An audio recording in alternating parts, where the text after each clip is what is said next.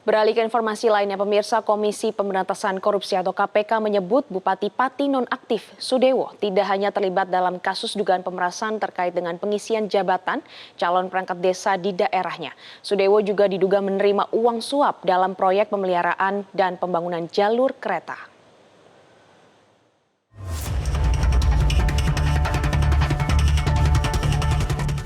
Senin 19 Januari 2026, Bupati Pati, Jawa Tengah, Sudewo ditangkap dalam operasi tangkap tangan oleh Komisi Pemberantasan Korupsi atau KPK karena dugaan pemerasan dalam pengisian jabatan calon perangkat desa di daerahnya. Saat digiring penyidik KPK untuk pemeriksaan ke gedung KPK Jakarta Selasa lalu, Sudewo bungkam dan menolak menjawab pertanyaan wartawan.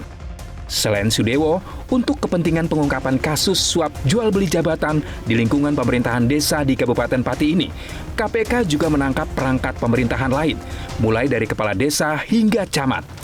Para tersangka ini kini sudah ditahan selama 20 hari pertama.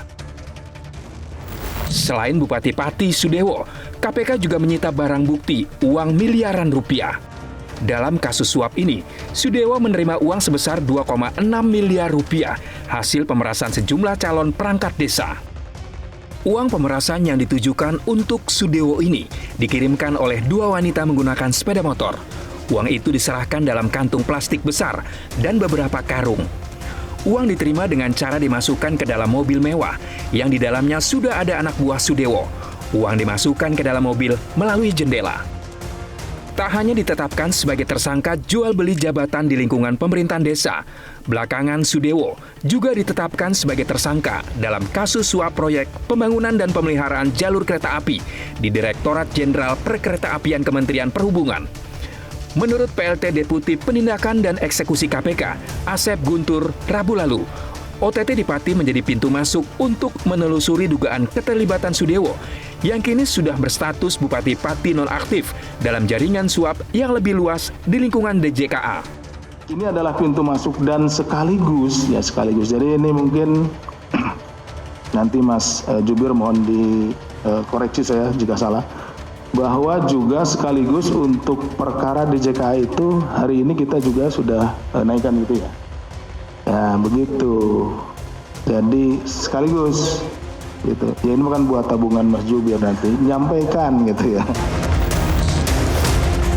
Sementara itu, mantan komisioner KPK, Saud Situmarang menilai bahwa pernyataan yang disampaikan KPK terkait OTT Sudewo bisa menjadi pintu masuk dalam kasus sebelumnya hanya sekedar gimmick. Gimik ya. Kalau memang kita punya bukti yang cukup, nggak mesti nunggu kasus ini juga gitu. Tapi mungkin penyidiknya lebih gampang manggil dia ntar gitu kan. Dia kan ditahan di gedung yang sama. Coba kita dalamin yang kemarin tuh yang masih tertinggal dia dalamin. Mungkin jadi lebih efisien, lebih cepat dia mendalaminya. Mungkin di situ aja kalau menurut saya ya. Karena kalau kita bicara kasus itu kan bicaranya formil dan materialnya, nggak bicara karena kebutuhan dia ditangkap terus kemudian kita dalamin. Loh, gimana kalau nggak ketangkep kasus yang sebelumnya itu jadi hilang nggak gitu. KPK menduga aliran uang dalam kasus DJKA diterima Sudewo saat masih menjabat sebagai anggota DPR RI Komisi 5. Penyidik menilai posisi tersebut membuka ruang terjadinya praktik suap terkait proyek-proyek infrastruktur perkeretaapian. Aliran uang ini sudah pernah dikonfirmasi kepada Sudewo dalam beberapa pemeriksaan sebelumnya. Kasus ini menambah daftar panjang perkara korupsi di sektor perhubungan, khususnya perkeretaapian. Jelajahi cara baru mendapatkan informasi. Download Metro TV Extend sekarang.